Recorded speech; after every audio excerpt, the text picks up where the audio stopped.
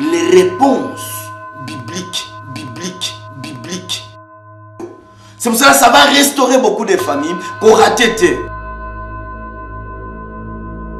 Une simple introduction pour notre émission. Pour recevoir ma question et ma réponse, les réponses bibliques. Les réponses bibliques. Bien-aimés, encore une fois, je vous salue au nom de notre Seigneur et Sauveur Jésus-Christ, qui nous a accordé encore une fois cette grâce de nous retrouver encore voici notre deuxième émission Oyo Ezali Kolobela sur les réponses bibliques. Bien-aimés, les réponses bibliques, nous déjà semaine passée, et lui Ezali deuxième semaine, émission Oyo Ezali Koleka pour seulement répondre à la question surtout Oyo bandeko bazana yango to lingomba to place yo po ozwami okoza na question pona koleka na kotuna. Bien aimé, c'est très important pona biso bana na Nzambe koyeba kovana na makambu na motema te. Donc bato zali ko bunga pona kozanga koyeba. Alors bien aimé, kozala mutu wana te oyo ozana makambu mozali ko bomba yango et salatu okomisa yango po ete toleka na kosunga yo. Donc c'est très important to komina tango oyo vraiment que le temps de l'explication de la parole de Dieu. Bien aimé, biso nyonso to kotaki na l'église mais to mankaki explication claire et puis simple. Donc facile, il y a parole de Dieu. Yango na Nzamba tchenga na motema. Ngai serviteur na bino po ete na banda émission oyo pona ko sembola yango simple na lingala oyo koyoka malamu pe oyo kotuna mituna na yo tolobaki ete na langue nyonso yo lingi okokotuna mutuna tokoyanola yo. Bien aimé, yo oyo pe okokota na kati ya site oyo pona kolanda malakisi oyo to biyano oyo to mituna obande wadali ko tuna biso pona koyanola. Bien aimé, partager kabola yango letina tozali ko panza sango malamu à travers www.tokemalongi.com. Donc vraiment bolingo ya solo ezali kopesa. Bolingo ya solo ezali kokabola, ko partager ou donner. Ça veut dire que bien aimé, yom to dans la site oyo ya www commission ko bande ko mususu pesa bango sango émission oya sika esili ko banda. Enfin que peut-être ko bikisa kaka amomoko wakanga mina ba mituna alinga ko kene l'église te alinga ko tuna te osali conclusion na yo yo moko ya makambo ya ba raison na yo o se bloqué. On appelle ça l'emprisonnement spirituel. Batuming bazo se bloqué. C'est pour cela on a beaucoup de nombres de suicides kaka na mokili oyo. Batu bazali ko miboma, batu bazali ko kufa à cause ya quoi ozotunate, oyebite, oyokaki kaka, okanisi, ememi yope na kati na kufa. Bien, on est dans qui un simple introduction pour nous permettre biso et ya solo to dans l'après. Le long les sous to yambi motuna moko, to le bien émission na biso et vandi seulement sur des questions et des questions oyo mutuazanango, mais réponse na biso et seulement des réponses selon la parole de Christ ou la parole de Dieu. Bien-aimé, tokozwa première question na biso. Première question na biso au batende biso na mokolo alelo. Premièrement, je remercie les bien-aimés oyo a se donné la peine, oyo a posé cette première question. Si on a lundi malam nengo komete. Pasteur, explique-moi sur l'église du Seigneur et l'église locale. Ah bon. Merci, bien-aimé. Nzambe apambola yo. Et tokomeka lisusu ko fungola yango selon les Écritures. Pona komeka mamuke ko yanola. Bien-aimé, premièrement, eloko nalingi koloba landanga malam. Yo pendeko oyo. Okoza la pena mutuna lolenge ande kwa tuniete. Nameka ko expliquer encore plus sur l'église du Seigneur et l'église locale. En tout cas, ils ont mutuna malamu. Batu mingi baza ko se bloquer. Bazoye bate nini ndete ko benga église. Yangwana ndeko première chose, onga na hôtel souhaité église ezali organisation té. Organisation ezali belé na katna mokili. Par rapport à l'organisation nazoloba, tozomona ba ONG, tozomona ba organisation ezali belé katna mokili oyo. Église ezali biloko wana nyonso tout ya mokili. Mais église ezali organisme. Organisme, ça signifie ezali nzoto. Alors, na kati organisation, yango na tazo mona l'église locale ko s'organiser ezo compliqué moi muke batu pona ko comparer yango réellement na nzoto ya Yesu Kristo. L'église ezali d'abord fondée kaka na fondement ya Jésus-Christ. C'est là où l'église otokobenga église ezali kouta. L'église vient seulement de Christ, de Jésus-Christ de Nazareth. Nous allons parler sur l'église. Alors, ils ont un fondement. Le fondement, ils ont un malakisi. Na Yesu, de l'église, et l'église nako botama. Alors, na malakisi, il y a baye koli, pe y a bantoma de l'église. Alors, ils ont une collaboration. Donc, participation. Il y a membre nyonso. Nezo sala ke oui, l'église est à la construire. Il y a un qui expliquer bino mo moke na pete nyonso, na ko expliquer bino ngo malembe makasi. Mais na ko senga d'abord totanga maloba mo parce que ça li ba réponse, vous to kopé ça, et ça na explication, sinon na ko koya na ba prédication. Mais nada vraiment na émission na biso posa na ngo ezali été kopé sa réponse moko biblique. Ya ngwana to ko za mokomi na Nzambe, to kotanga na mukanda 1 Corinthiens au chapitre 3 au verset 11 seulement. Pour nous dire c'est que oui, ndenge nini toko komona lelo l'église locale, ils ont uta wapi église locale. Alors peut-être et comment vraiment l'organisme de Jésus et le connaît sengeli et le cas. C'est très important, bien-aimé. Bien-aimé, ma commis mon santo et révélé biso. Kolobete, car personne ne peut poser un autre fondement que celui qui a été posé, savoir Christ. Koyeba Yesu. Toko sembola ngo, mutu mokote akoki kobanda, mutu mokote akokocha makunzi, mosusu. Ce que zali makunzi oyote, elakisi koyeba Yesu. Bien-aimé, ezana biso important. C'est là où l'église vient.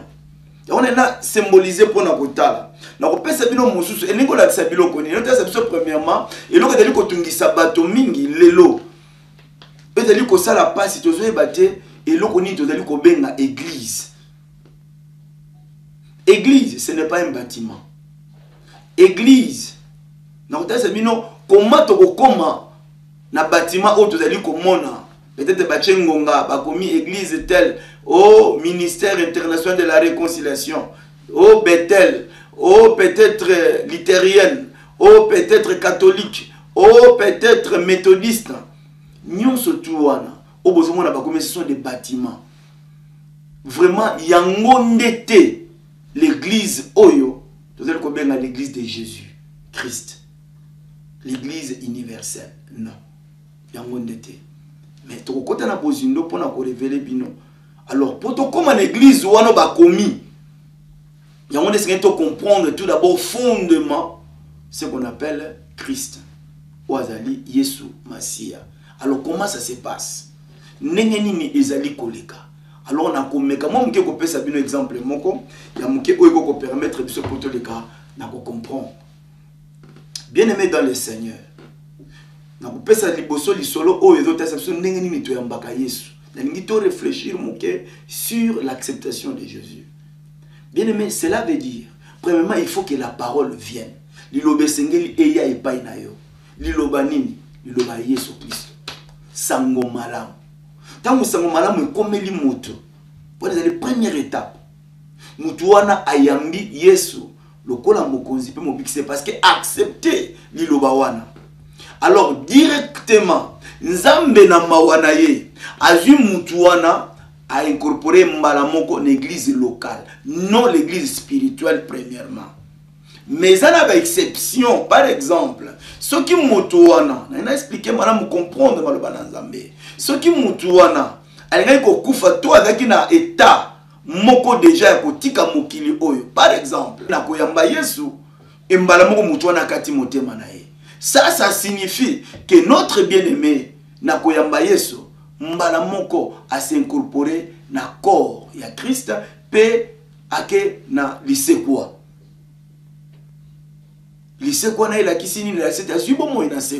Donc cela veut dire que le lenge moko Jésus-Christ avec le malfaiteur sur la croix, tout le monde était même ndeko yo Jésus a dit que ndengo tukoloba lelo ngana yo tokozala wapi na paradis.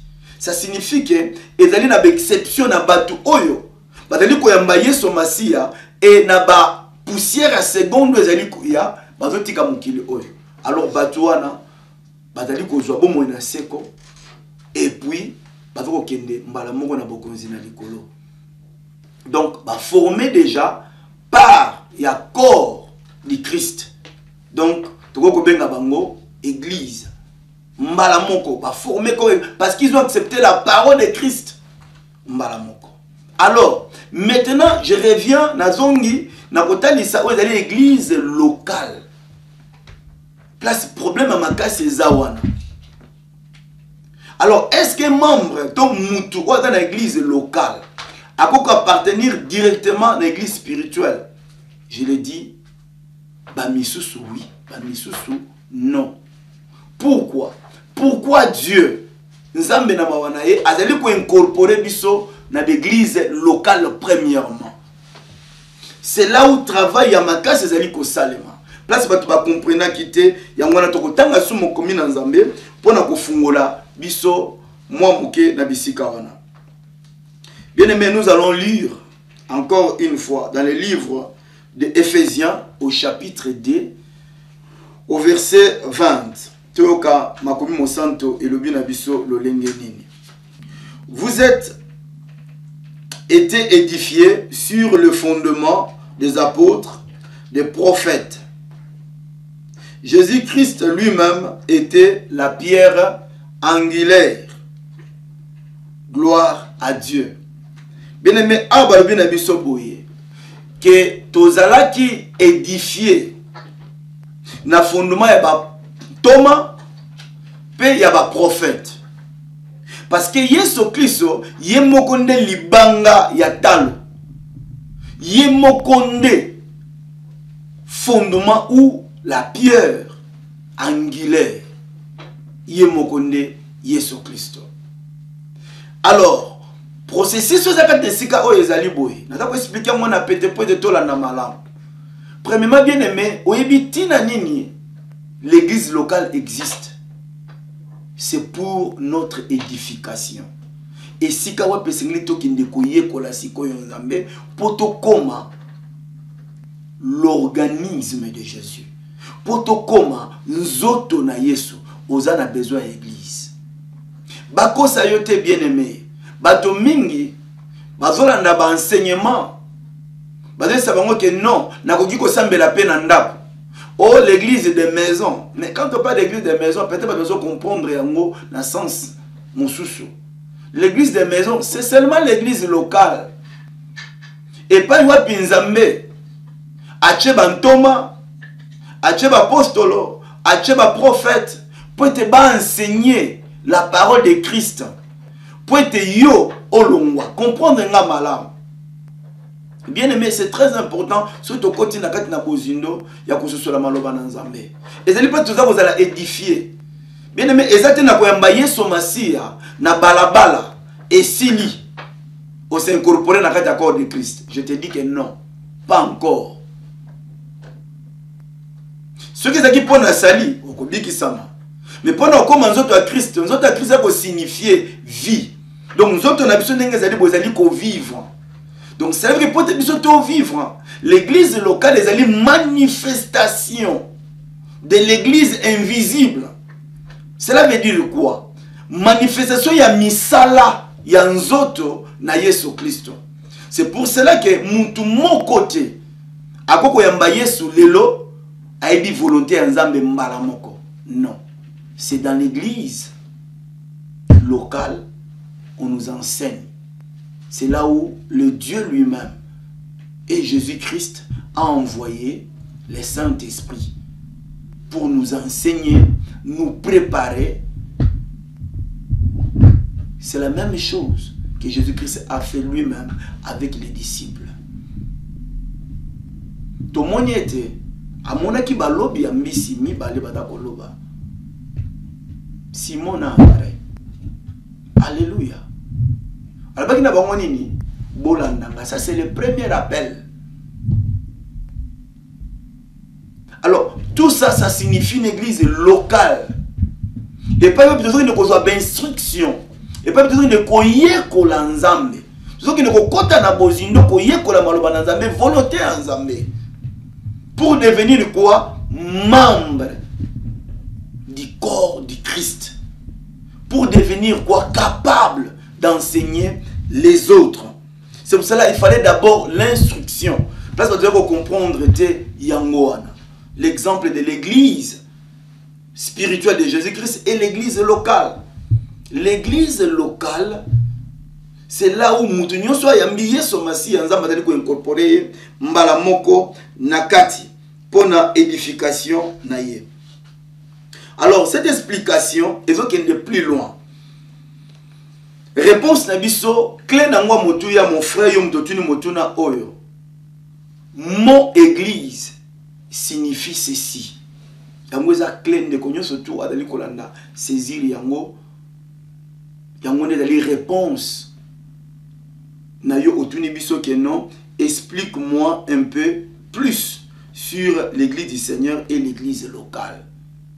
Alors l'église, mon église signifie appelé hors de. Babengami libanda ya. Kobengama libanda ya. Alors, si tu continues à faire bozindo lelo, bien aimé yo kenda église. Est-ce que aussi ce soit la mon église et signifie nini? Tu es déjà hors de. Hors de ça signifie quoi, bien aimé? Bien aimé te bateau babengama ki. Bato yo liloba na nzambe komela ki bango, bato bayambaki Yesu Masia kati na bomwe na bango, lokola mokonzi pe mobikisi. Bazali bato babengami libanda na mokili. L'église signifie les appelés hors du monde. O bazali ko bima na mokili. Mokili cela veut dire quoi? Signifie masumu. Signifie mabe. O batiki mabe baye et pas inanza. Mais c'est ça qu'on appelle l'église. Alors, oyo, adakoti ya tout mettre l'église locale pour nous former maintenant corps de Christ. Mutu nyonso touté. Oya yambi Yesu masolo comme ko bikisi na ye, abengami directement ya ko former corps de Christ. Non. Non. Mutu nyonso touté. Ko former corps de Christ. Ezali tangu yo obimi. Au moins Abraham. La même chose avec Abraham. Abraham était appelé hors. Promesse yanzambe zalakini na mukanda ya Genèse 12. Avec Abraham abima.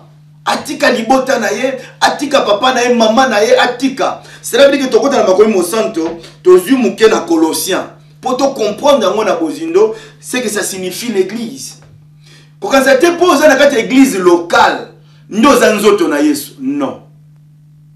Il y a solo yambaki Yesu Masia. Oui. C'est pour cela que les autres, il y a ça la trouble les lots. Tout le monde était mangombe belé comme moziki. Mangombe belé comme ONG. Mangombe belé comme des partis politiques. Bien aimé, l'église est appelée hors de toutes ces choses-là. L'église a kokotika na makambo wana te. Yoka mukamanzambe lobi. Na Colossiens au chapitre 2 verset 6 et 8 jusqu'à 8. tokotanga yango vraiment na lombango po ete ngonga na biso epusani yoka malamu maloba na nzambe ezali koloba na biso boye to na bisika yo ozali o comprendre pe maloba na nzambe na monoko na yo na bozindo na yango poko koyanola biso pe kotuna biso kopesa biso mituna nyonso oyo yo okoki kozala na yango. Tobandi verset 6 elobi na biso boye. Ainsi donc, comme vous avez reçu le Seigneur Jésus-Christ, marchez en lui. Lolenge boyambi Yesu Masiya, botambola kati na ye. Ezana bato ebele bayambi Yesu, mais bazotambola kati na Yesu te. Alors bazanzoto na Yesu Kristo. Moi je te dirais non. Batana nzoto na Yesu te. Papa mita la place yozali. Ndeko mwasi, ndeko mama, ndeko papa, elenge, place yozwami. Ozali kolanda. Message oyo na télévision, na site internet, na ba PC na bino, mituna. Mituna d'abord. Oyamba Yesu Masiya, lokola mokonzi mobikisi na yo, to nanute. Ce que so yamba Yesu Masiya lokola mokonzi mobikisi na yo. Est-ce que ozali kotambola na kati na Yesu Masiya? Ezana bato ebele bayamba Yesu, mais bazo tambola te na kati na Yesu Masiya. Ça ne signifie pas que tu formes le corps de Christ. Yango tout le monde était mangomba lelo eza na mobulu. To continuer. 7. 7 le biboye. Étant enraciné et fondé en lui et affermi par la foi d'après les instructions qui vous ont été données et abondé en action de grâce. Balobi était abondé en action de grâce. Balobi était tozala na mosisa kati na Yesu Kristo. Tozala affermi na nzela ya kondima. Fuwa na yo moko evandi wapi. Nde bisike singete ozala na kondima makasi. D'après les instructions, quelles sont les instructions? Nana tangisi yango. Batangisa kabiso wapi? L'église locale. L'église locale signifie pas seulement un bâtiment quelconque par-ci par-là. Ezali bisika nyonso ba oyo ba nimeli to ba bengami ordre badali kosangana. Yangwana Yesu albakete là où 2, 3 sont réunis à mon nom, je suis parmi eux. Et pas mi balé, mi sat basangé na kombo nanga nazana kati. C'est ça ce qui signifie que oui bien aimé, que ya solo bato baye pona koyekola. Bato baye pona koyamba. Bato baye pona ko yeba kotambola selon les écritures. Motuna nangeza simple. Bien aimé, est-ce que tu vis selon les instructions? Est-ce que vous allez vivre est-ce que vous allez tous côté côté abisso na l'église? Est-ce que vous allez tous maloba na nzambe? To ozali na ba idée na yo. Selon yo, selon makanisi na yo. Bien aimé, wana eza église était. L'église locale était batebele na confusion. Cette église là, ce n'est pas seulement cette église là qui va monter. Non. Parmi les membres des églises locales, c'est eux qui vont former l'église universelle qui est le corps de Christ. C'est cette église-là, il y a un monde que vous allez enlever. C'est ça la différence au Tuningaï. N'expliquez-moi un peu plus sur l'église de Jésus et l'église locale. L'église de Jésus, il y a un monde qui komata. L'église locale, il faut préparer bisonyonso, to milengele, to manifester. Déjà à Wanakati na mokili cette église universelle partout autres alliés. Il y en a qui que comme moi l'église comme une missionnaire catholique, protestant, évangélique, nous sommes autres alliés comme on to l'église de réveil. Oyo nyonso ezali centré, ezali na bozindo, ezali na mosisa kati na Yesu Kristo, ezali lingomba na Yesu Kristo. Mais to bengami na mangomba wana nyonso. Ezali lingomba na Yesu Kristo. Pourquoi? Parce que Jésus est au centre. Tant que Jésus est dans le centre, ezali lingomba na ye. Mais tant que Jésus est dans le centre, ezali lingomba na ye. Eza corps local. comme toutes les églises où nous avons na katna mokili oyo. Alors parmi les corps local oyo, il y a des places pour former église universelle, badali kokutama. Il y a des églises, il y a des commissions selon bango, mais il y a des commissions selon l'écriture, selon la parole de Dieu. Ba wana nde o badali ko tosa, badali ko vivre, badali ko pratiquer, badali ko veiller pour que l'église reste toujours le corps de Christ, reste dans le fondement de Jésus-Christ lui-même, des apôtres, des prophètes. Bon, badali ko veiller, badali ko prier, badali ko continuer na ko bunda pour être toujours lingomba et bimananzela te. Ba wana de former corps de Christ. Mais ba oyo ba tikete lingoma na Nzambe sombama na l'état.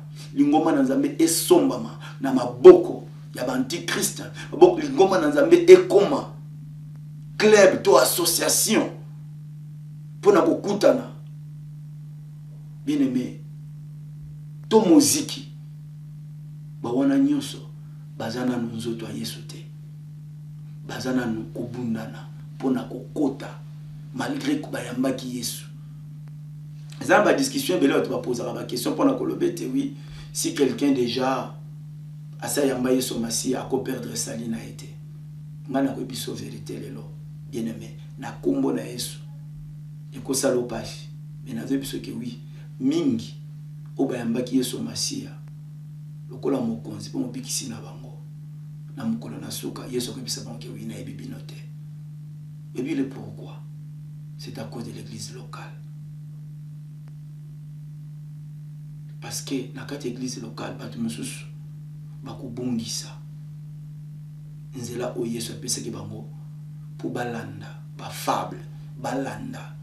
De tout le monde lelo ba koma homme politique. De tout le monde lelo ba koma bayeba bango. Bazo pesa makasi na bango nyoso to pona ba bâtiment, mais ba am maison ko kufa pour tout le monde côté da ko bima. Ozo mona église pasteur azo compter kaka na ye moko. C'est comme ça. L'église qu'on poursuivre ba bit ya ko prouver que l'accès biso ça l'église à mon toza na bâtiment ya munene. Ndenge le perception mal ya ko benga me ba bâtiment d'église. Ya mon des osala été lelo. Batu mingi ba bimakati na volonté na Nzambe. To continuer na koka instruction 8 ba lobi na biso boye. Prenez garde que personne ne fasse de vous sa proie par la philosophie et par une vaine tromperie, s'appuyant sur la tradition des hommes, sur les principes élémentaires du monde et non sur Christ. On voit que dans cette verset, badali ko révéler biso que oui, ba pasteur mususu, ba comme biso na ba tradition, ba pasteur mususu na ba philosophie. Ce que tangi base ya maloba oyo, nous comprendre maintenant que oui, l'église locale, ça ne signifie pas l'église de Jésus-Christ directement. Ça ne signifie pas que c'est le corps de Christ directement. Non. Ezana nous corps moko local. Ce sont les individus. Certains individus dans l'église locale, c'est eux qui font, bah on va dire ça là que oui, bah on appartenir directement au corps de Christ. Vous savez que membre nyon surtout ya église locale a bengami pona ko bongo la motema na ya solo ko yamba Yesu ya solo ko banda ko pratiquer ko zo ba instruction ko yeba mena ko tambola selon ma commune en Nzambe. C'est là où on prend les instructions pour devenir maintenant le corps invisible de Jésus-Christ sur la terre. Place nguya ezali ko se manifester. To ke sumba ko pona ko silisa na mukanda 1 Pierre. Ya ba que l'église est appelée or. L'église c'est or. Appelée or de. Ba benga mi libanda. Bien aimé le lota la vie na yo. C'est pour cela que beaucoup samate. Église locale to zali komona, ezali seulement récipient, ezali ko recevoir. Dieu incorporé. Toute personne qui l'accepte, je suis dans la rue, partout, à saliété, à côté de la communauté moko songolo. Et puis, badani ko sambela Yesu. Tu place ban Thomas, ba apôtre, ba évangéliste, Et pas peut-être 5 ministères. Et d'aller se manifester. Au côté de l'église, au cause de la membre de l'église locale, maintenant nous sommes membre de l'église spiritualité de Jésus-Christ. C'est ça la vérité, mon frère. Comme membre de l'église spirituelle, ils allaient tangu au bimi. Au commis hors de Newana, au commis nzoto na Jésus-Christ. Ce qui n'a pas de mokilité, ou bimina no tiki nzoto na yote, ce qui nzoto na continuer na kosala, vieil homme azo sala. Donc le vieil homme, on l'appelle corps de Christ. Non. Lelo na symbole libino yango, pour être oleka na kososola ngo na bozindo. Mituna mutuna tozuna mukanda, il y a 1 Pierre au chapitre 2 verset na yango 4 à 8. Landa ngo bien. La lingi mingi commentaire na ngai ekoza la makasi mais yo moko zwa maloba na nzambe tanga yango nde o comparer na commentaire on ngala likina kosala nde ekoleka na kosunga yo parce que c'est le temps de l'explication. Faut tout expliquer bino to tei mingi to enseigner mingi mais comme moment oyo faut tout expliquer na pete nyonso na simplicité nyonso na munoko bato batali koyoka. La Bible dit ceci: approchez-vous de lui, pierre vivant, rejeté par les hommes, mais choisi et apprécié devant Dieu. Et vous-même, comme des pierres vivantes, édifiez-vous pour former une maison spirituelle, un saint sacerdoce, afin d'offrir des victimes spirituelles agréables à Dieu par Jésus-Christ. Contredire ngana malobo na tangi. Babina biso nini? Kota na kati na bozindo, o comprendre maloba oyo. Verset 5. Et vous-même, comme des pierres, ngana yo photo d'abord des pierres. Donc quand on vient dans l'église locale, c'est pour que nous devenions des pierres vivantes. Pour former quoi? Une maison. Quelle est cette maison? Le corps de Christ. Une maison spirituelle. Qui est maintenant le corps de Christ. Comment c'est le corps de Christ? Parce que yonanga to zape ba temple. Ndenge to pesa ki na réponse to pesa ki na première émission na biso. Nous sommes le temple. Nous sommes l'habitation de Dieu. L'habitation. Il y a Christ, il y a Molimo, azuya kovanda katikati na biso. Yanto yambaka Yesu, lokola mokonzi po eta kota avanda. Nous sommes les habitations. Alors tant on a zo yambaye, c'est-à-dire réellement pona koma sikoyo. Mais tant on a ambi Yesu, na yebina no nyonso tuté oyo Yesu alingi. Yango no moniti na on a besoin d'église locale pour na yeba maintenant likamonini mon Seigneur et mon Sauveur alingaka. C'est pour cela que nous sommes dans l'église locale. Ce n'est pas automatiquement tout ce qui forme le corps, donc qui fait bien part, ou partie, église locale, sont directement le corps de Christ. Non. Il faut être transformé, changé, converti à l'image de Christ.